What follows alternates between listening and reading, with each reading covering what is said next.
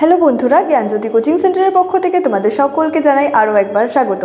আজকের ক্লাসে তোমাদের সঙ্গে আলোচনা করব যে পরবর্তী বৈদিক যুগে আর্যদের ধর্মীয় জীবন কেমন ছিল, অর্থাৎ কী কী পরিবর্তন ঘটেছিল সেই পরবর্তী বৈদিক যুগের আর্যদের যে ধর্মীয় জীবন রয়েছে সেখানে। দেরি না করে শুরু করছি আজকের ক্লাসটি। দেখো, প্রথমত আগের ক্লাসেই আমি কিন্তু যে ঋগ বৈদিক যুগের যে আর্যদের যে ধর্মীয় জীবন বা যে ধর্মীয় চিন্তাভাবনা ছিল সেটা নিয়ে কিন্তু আলোচনা করেছিলাম। আজকে তাদের যে পরবর্তী বৈদিক যুগে ধর্মীয় জীবনে কী কী পরিবর্তন এসেছিল বা কেমন ছিল সেটা নিয়ে কিন্তু আলোচনা করব। তো আমি যখন ঋগ বৈদিক যুগের ক্লাসটিতে ধর্মীয় জীবন সম্পর্কে যে ক্লাসটি নিয়েছিলাম সেখানে আমি তোমাদের প্রথমেই বলেছিলাম এই যে সমগ্র যে বৈদিক যুগ রয়েছে, অর্থাৎ যে ঋগ বৈদিক যুগ এবং পরবর্তী বৈদিক যুগ, সেই পরবর্তী বৈদিক যুগের যে ধর্মীয় যে ভাবনা মানে ধর্মীয় যে চিন্তা ভাবনা সেটা কিন্তু একরকম ছিল না। অর্থাৎ যেমন ঋগ বৈদিক যুগের সমাজ জীবন যেমন ছিল পরবর্তী বৈদিক যুগে তেমন ছিল না, বেশ কিছু পরিবর্তন এসেছিল। এছাড়া অর্থনৈতিক জীবন, রাজনৈতিক জীবন যেমন ঋগ বৈদিক যুগে ছিল তেমনটা কিন্তু পরবর্তী বৈদিক যুগে ছিল না। কিছু কিছু ক্ষেত্রে কিন্তু বা বলা যায় যে বেশ কিছু ক্ষেত্রে কিন্তু পরিবর্তন এসেছিল। ঠিক তেমনই ঋগ বৈদিক যুগে আর্যদের ধর্মীয় জীবন যেমন বা ধর্মীয় চিন্তাভাবনা যেমন ছিল পরবর্তী বৈদিক যুগেও কিন্তু তেমন ছিল না, বেশ কিছু ক্ষেত্রে পরিবর্তন এসেছিল। তো কী কী পরিবর্তন এসেছিল, কী কী চেঞ্জেস হয়েছিল আর কি, সেটা নিয়ে কিন্তু আজকের ক্লাসে আলোচনা করব। দেখো, প্রথমত এখানে বলা হয়েছে যে প্রধান দেবদেবী, অর্থাৎ যে ঋগ বৈদিক যুগে আর্যদের যে প্রধান দেবদেবী কিন্তু বিভিন্ন ছিল। এক্ষেত্রে পরবর্তী বৈদিক যুগে তাদের দেবদেবীর মধ্যে কি ছিল, দেখো যে এই যুগে বহু দেবতার বা দেবতা স্থানচ্যুত হন এবং বহু দেবতার কিন্তু গুরুত্ব আর কি বৃদ্ধি পেয়েছিল। ঠিক আছে, বহু যে বলেছে এখানে যে দেবদেবীর কিন্তু আবির্ভাবও ঘটেছিল। অর্থাৎ পরবর্তী বৈদিক যুগে প্রথম যে পরিবর্তন বা প্রথম যে চেঞ্জেসটা হয়েছে সেটা হচ্ছে যে প্রধান দেবদেবীর ক্ষেত্রে। অর্থাৎ এখানে প্রথমেই বলেছে যে বহু দেবতার স্থানচ্যুত হয়, আবার যে বহু দেবতার কিন্তু যে মানে গুরুত্ব বৃদ্ধি পায়। এছাড়াও যে বহু দেবদেবীরও কিন্তু যে আবির্ভাব কিন্তু ঘটে। এছাড়াও এখানে বলা হয়েছে যে এই যুগে অর্থাৎ যে পরবর্তী বৈদিক যুগে ইন্দ্র ও অগ্নি দেবতার গুরুত্ব কিন্তু কমে যায় এবং তার পরিবর্তে কি হয়, প্রজাপতি, ব্রহ্মা, রুদ্র ও বিষ্ণুর গুরুত্বপূর্ণ কিন্তু হয়ে ওঠেন। অর্থাৎ ইন্দ্র এবং যে অগ্নি যে দেবতা তাদের যে গুরুত্ব সেটা কমে যে সেখানে ব্রহ্মা এছাড়াও বিষ্ণু এদের গুরুত্ব কিন্তু বেশি হয়। এছাড়াও বলা যায় যে এ যুগে হচ্ছে ব্রহ্মা ছিল হচ্ছে পৃথিবীর স্রষ্টা।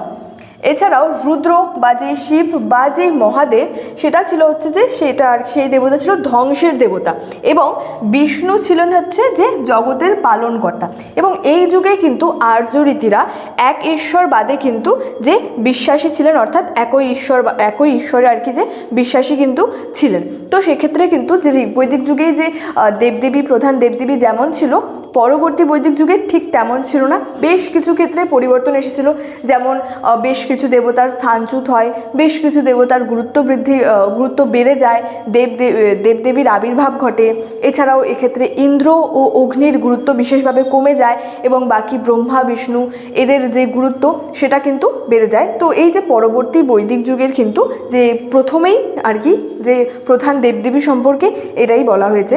নেক্সট হচ্ছে যে এখানের যে ধর্মে অনার্য উপাদান, এটা এখানে কি বলা হয়েছে, দেখো এখানে বলছে যে অনার্যদের সঙ্গে যোগাযোগের ফলে কিন্তু মন্ত্রতন্ত্র, টুকটাক এছাড়াও যে ডাকিনী বিদ্যা, জাদুবিদ্যা, ভূত প্রেত পিশাচ বিশ্বাস এবং যে সাপ গাছ পাথর গন্ধর্ব অপ্সরার উপাসনা প্রভৃতির কিন্তু যে অনার্য ভাবধারায় আর্যদের ধর্মীয় জীবনে কিন্তু প্রবেশ করে। অর্থাৎ এখানে যে অনার্যদের যে সমস্ত ভাবধারা ছিল সেটা কিন্তু আর্যদের মানে যে ধর্মীয় জীবনে সেটার কিন্তু প্রবেশ ঘটেছিল। তো সেক্ষেত্রে যে এখানে তাদের কেন ঘটেছিল, কেন কি অনার্যদের সঙ্গে তাদের যে যোগাযোগ হয়েছিল সেই যোগাযোগের ফলে কিন্তু এটা ঘটেছিল। অর্থাৎ অনার্যদের যে ভাবধারা ছিল সেটা আর্যদের যে ধর্মীয় জীবনে কিন্তু প্রবেশ করেছিল একমাত্র যে অনার্যদের সঙ্গে তাদের যে যোগাযোগের ফলে। এটা সেখানের যে ধর্মে অনার্য উপাদান সম্পর্কে বলা হয়েছে। নেক্সট হচ্ছে যজ্ঞ ও পুরোহিত যে তন্ত্র। এবার এখানে কি হয়েছে, এই যজ্ঞের ক্ষেত্রেও বা যে পুরোহিত তন্ত্রের ক্ষেত্রেও কিন্তু বিভিন্ন পরিবর্তন কিন্তু এক্ষেত্রে লক্ষ্য করা গেছে। যেমন এখানে বলা হয়েছে যে এই যুগে অর্থাৎ যে পরবর্তী বৈদিক যুগে যাগযজ্ঞের যে গুরুত্ব এবং যে জটিলতা কিন্তু যথেষ্ট পরিমাণে বৃদ্ধি পেয়েছিল, অর্থাৎ যে বেড়ে গিয়েছিল। এছাড়াও এখানে যে সাধারণ যে পারিবারিক ও গ্রামীণ যজ্ঞের পাশাপাশি, অর্থাৎ সাধারণভাবে সেখানে পারিবারিক যজ্ঞ হতো এবং গ্রামীণ যজ্ঞ হতো, তার পাশাপাশি এখানে বলছে যে অশ্বমেধ, রাজসূয় প্রভৃতি যে যজ্ঞ শুরু হয় এবং এর ফলে সমাজে কি হয় যে পুরোহিতদের মর্যাদাও কিন্তু বৃদ্ধি পায়। যেহেতু যাগযজ্ঞ করা শুরু হলে সমাজে পুরোহিতদের মর্যাদাও কিন্তু বৃদ্ধি পেতে থাকে। এছাড়াও বলা হয়েছে যে পুরোহিতদের কিন্তু শ্রেণীবিন্যাসও ঘটে, যেহেতু পুরোহিতদের মর্যাদার বৃদ্ধি ঘটে এবং সাথে সাথে কি হয় যে পুরোহিতদের শ্রেণীবিন্যাসও ঘটে। এছাড়াও যে এখানে বলা হয়েছে যে হোত্রী মন্ত্রপাঠ করতেন, এছাড়াও যে উদ্গাত্রী সামবেদ যে গাইতেন, এছাড়াও বিভিন্ন কিন্তু যেখানে মন্ত্রের কথা কিন্তু বলা হয়েছে এবং সেখানে বলা হয়েছে যে পুরোহিত মন্ত্র বলে অগ্নিকুণ্ডে কিন্তু ঘি নিক্ষেপ করতেন এবং পরবর্তীকালে এই যে পুরোহিতদের যে মধ্যে আর কি যে শ্রেণী বিভাজনটা সেটা কিন্তু আরও বিপুল পরিমাণে বৃদ্ধি পেয়েছিল। অর্থাৎ এখানে প্রথমে বলা হয়েছে যে যেহেতু এখানে যে যাগযজ্ঞের যে গুরুত্ব সেটা এই পরবর্তী বৈদিক যুগের ক্ষেত্রে কিন্তু বিপুল পরিমাণে বৃদ্ধি পেয়েছিল এবং তার সাথে সাথে এখানে বলা হয়েছে সেখানে পারিবারিক যজ্ঞ এবং গ্রামীণ যজ্ঞ আগে হতো, তার সাথে সাথে পরে কী হয়েছিল যে অশ্বমেধ যজ্ঞটাও শুরু হয়েছিল। যেহেতু যাগযজ্ঞ হতো তো কী হয়েছিল সমাজে কিন্তু পুরোহিতদের মর্যাদাটাও কিন্তু যে বিপুল পরিমাণে বৃদ্ধি পেয়েছিল এবং পুরোহিতদের মধ্যে কিন্তু শ্রেণীবিন্যাসটাও কিন্তু ঘটেছিল। তো সেহেতু এখানে বলা হয়েছে যে পরবর্তীকালে কি হয়েছিল যে পরবর্তী বৈদিক যুগেই আর কি পরবর্তীতে কী হয়েছিল যে পুরোহিতদের মধ্যে যে শ্রেণী বিভাজনটা ছিল সেটা আরও কিন্তু যে বিপুল পরিমাণে কিন্তু বৃদ্ধি পেয়েছিল। এটার সেখানের যে যজ্ঞ এবং পুরোহিত যে তন্ত্র সেই সম্পর্কে বলা হয়েছে। নেক্সট হচ্ছে দার্শনিক তত্ত্ব সম্পর্কে কি বলা হয়েছে। অর্থাৎ এই যে পরবর্তী বৈদিক যুগ ছিল সেই পরবর্তী বৈদিক যুগে কিন্তু নতুন দার্শনিক তত্ত্ব তথা যে বলছে যে কর্মফলবাদ এবং যে জন্মান্তরবাদের যে উন্মেষ কিন্তু ঘটেছিল এবং এর থেকে বলা হয় যে দেহবিন্যাস কিন্তু যে দেহটাই এর ফলে বলা হয়েছে যে শুধু দেহটাই বিন্যাস করা হয়, সেখানে কিন্তু আত্মা কিন্তু অমরই থাকে। সেক্ষেত্রে আরও বলা হয়েছে মানুষকে কিন্তু তার যে কর্মের ফল সেটা ভোগ করতে হবেই, এই জন্মে না হলে পরের জন্মে। অর্থাৎ মানুষের যে কর্মের ফল সেটা কিন্তু তাকে ভোগ করতেই হবে, হয় সেটা এই জন্মে ভোগ করতে হবে না হয় সেটা পরের জন্মে ভোগ করতে হবে।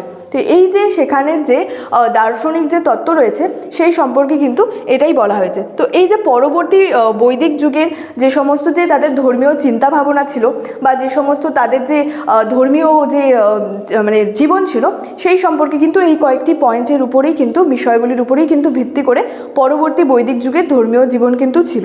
তো আজকের ক্লাস কিন্তু এতটাই ছিল এবং ক্লাসটি শেষ করার আগে একটা ছোট্ট ইনফরমেশন দিতে চাই। তোমরা যারা ভাবছো এই সেমিস্টারে আমাদের সঙ্গে অনলাইনে যুক্ত হবে তারা স্ক্রিনে দুটি নাম্বার দেখতে পাচ্ছ 6295916282 এবং 7076398606। এই দুটি নাম্বার আমাদের কোচিং সেন্টারের হেল্পলাইন নাম্বার। তো তোমরা যারা ভাবছো আমাদের সঙ্গে যুক্ত হবে তারা এই দুটি নাম্বারের মধ্যে যে কোনো একটি নাম্বারে যোগাযোগ করে আমাদের সাথে যুক্ত হয়ে যেতে পারো। আজকে আমার ক্লাস এতটাই ছিল, দেখা হচ্ছে তোমাদের সঙ্গে পরবর্তী ক্লাসে আরও একটি নতুন টপিক নিয়ে। তোমরা সকলেই ভালো থেকো, সুস্থ থেকো। Thank you so much, thanks for watching.